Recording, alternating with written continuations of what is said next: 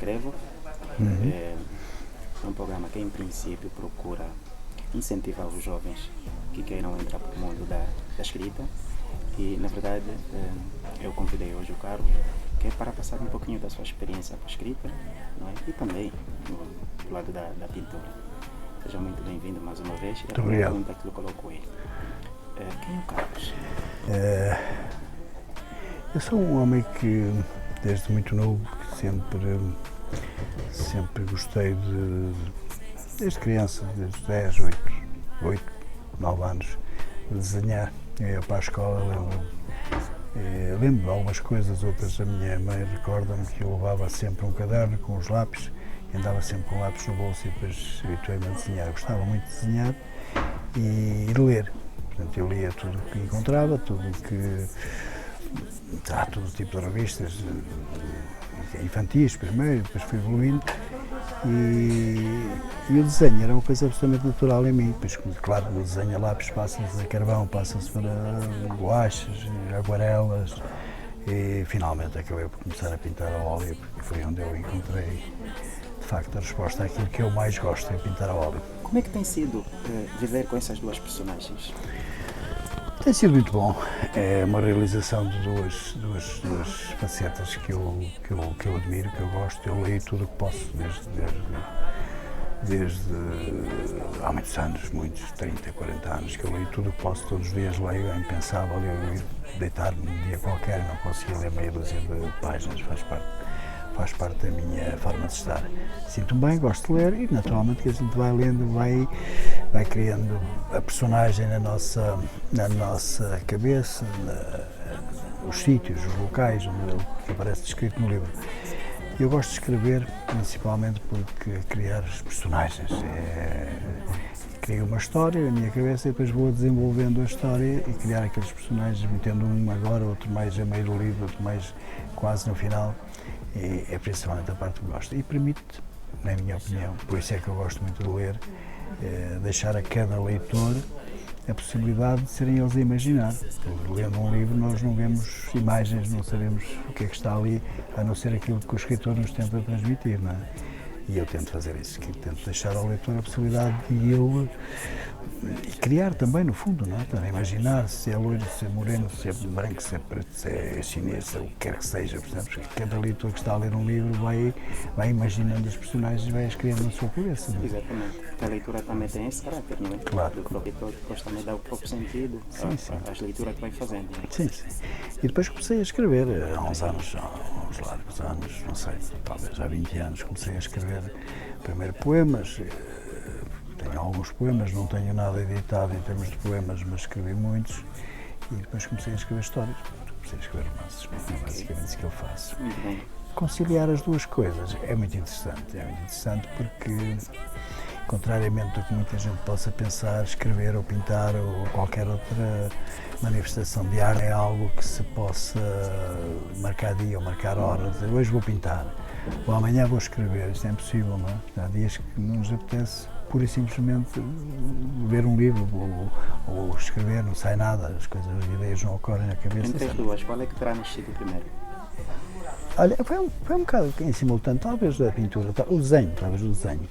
E depois, pronto, desenhar o desenho desde garoto e pintar bem mais tarde, pronto, mas quase em simultâneo. Eu diria que desde muito novo. Como é que a escrita terá moldado o Carlos a ser quem Carlos é hoje? Qualquer manifestação que nós consigamos pôr num papel ou pôr numa tela, uma ideia que nós temos, transforma-nos, né, de alguma forma, não é?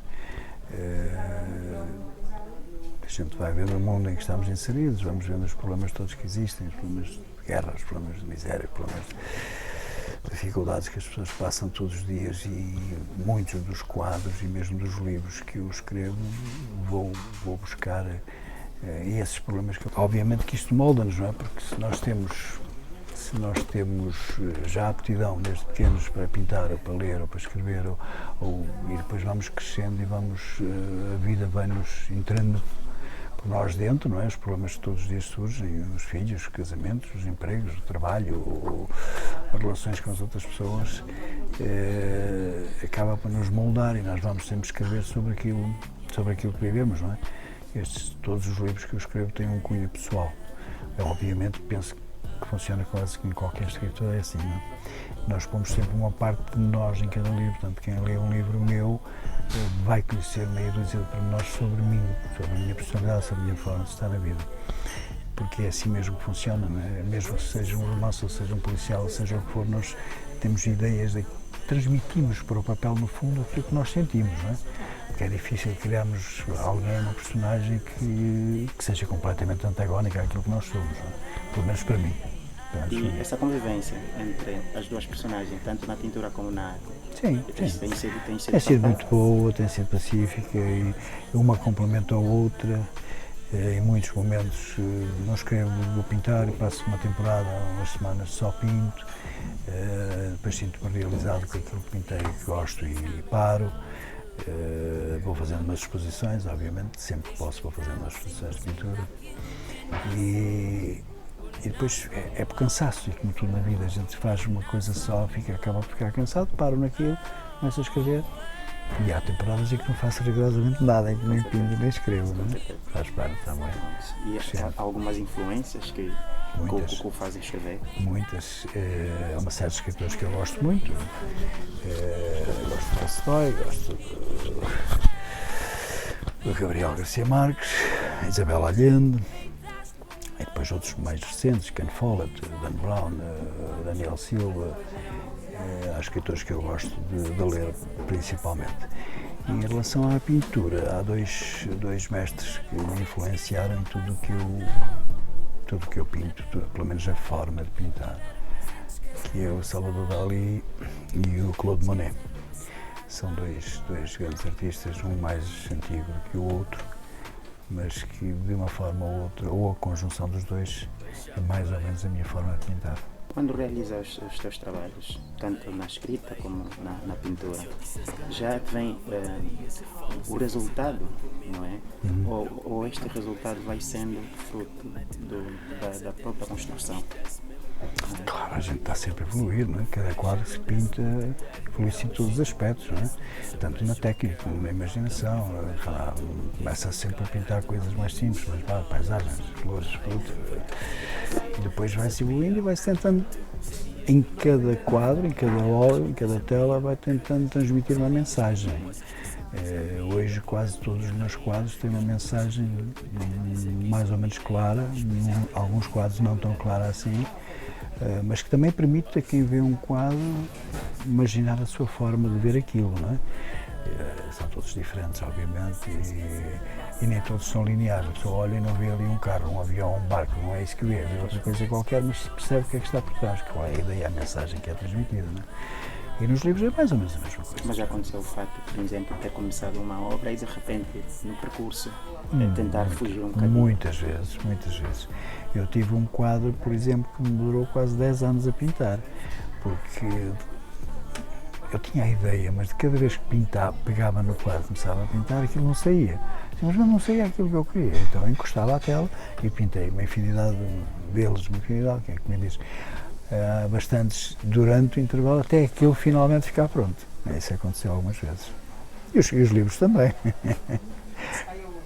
Tenho alguns meios escritos há muitos anos.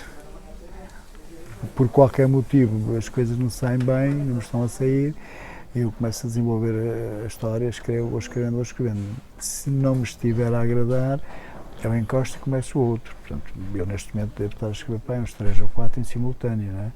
Porque são histórias diferentes, são coisas diferentes e é a minha forma de escrever.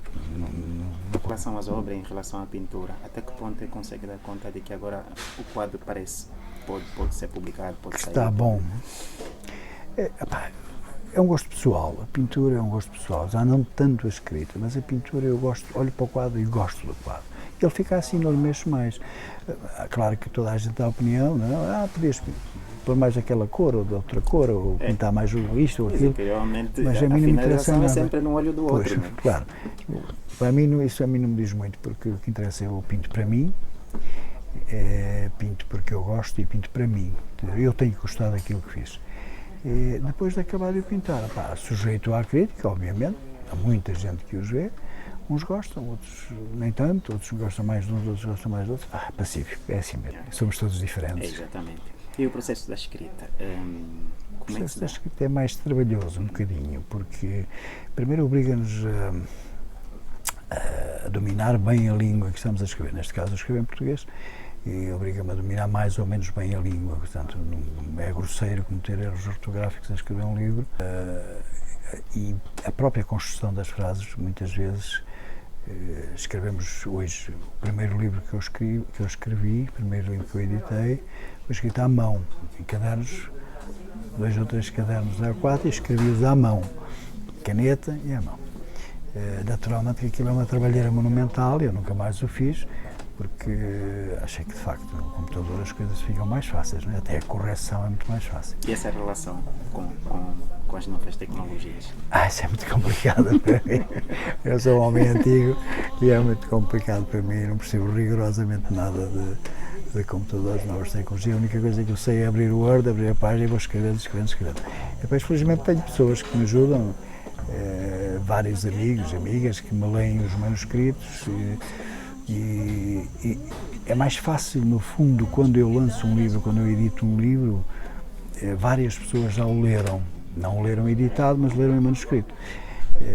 E ajudam-me muito, porque não na história em si, porque a história é a minha, mas na construção de erros, as próprias frases, a composição das frases às vezes é uma coisa que não, a gente escreve corrido no computador, escreve, e o próprio computador assume erros do sistema e alguém tem que corrigir aquilo, não é? E não sou eu que o faço.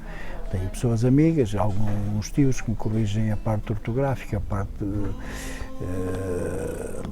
literatura e tal. E tenho outras pessoas que vão lendo de facto os livros ainda em manuscrito e que me vão dizer, se alterasse aqui ou aquilo, eu fico a pensar naquilo e se eu achar que de facto é melhor, faço. Se não achar, não faço. Simples. Já estamos no 3º livro, esse é o seu 3º livro. Editado, não é? Escritos já tenho mais alguns publicados. Sim. Exatamente, então quer dizer que nos publicados já temos 3, esse é o 3º e já vamos lá no 3º. Fala-nos então dos 2. Os 2 primeiros foram um em sequência do outro, são 2 policiais com as mesmas personagens, em que eu quis, se fizesse só um livro, talvez fosse demasiado grande, com demasiadas páginas, e então eu escrevi 2 livros mais pequenos, embora não sejam assim muito pequenos, mas em que há um elo que os liga, portanto há uma história por trás da história completa, embora possam ler-se em separado, são histórias completamente distintas, mas há só um elo que os une, além dos personagens serem os mesmos, os heróis são os mesmos, há uma parte da história, mas eu não vou dizer lá aqui porque as pessoas têm que ler o livro para perceberem, mas há uma parte que os liga, que só se conclui no 2º livro, não é? Inicia-se no primeiro, depois a pessoa chega ao final do primeiro livro, gostou, quem leu, gostou, mas sentiu que faltou qualquer coisa. Vou explicar qualquer coisa. Complementada com o segundo. Exatamente, é isso mesmo. São policiais. E como é que nasce o Grão de Areia? O Grão de Areia é um livro que me deu muito prazer escrever, muito. É um livro em que eu peguei na minha adolescência. Eu sou de Moçambique, nasci em Moçambique. E vivi numa terra que é muito diferente da nossa, desta que estamos aqui, com uma infância fabulosa e uma adolescência muito, muito boa também. E há pormenores neste livro em que eu fui buscar à minha infância, à minha adolescência e transportei-os para esta história. Depois o livro desenrola-se e eu não queria falar muito sobre este livro, porque este livro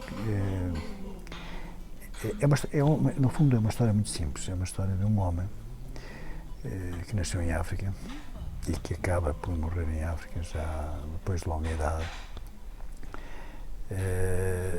Mas é um livro de emoções, é um livro basicamente em que ele parte para a Europa, visita durante alguns anos o Extremo Oriente A vida vai-se enrolando a vida dele, normal, casa-se, tem filhos, as coisas acontecem na vida como acontecem a qualquer um de nós.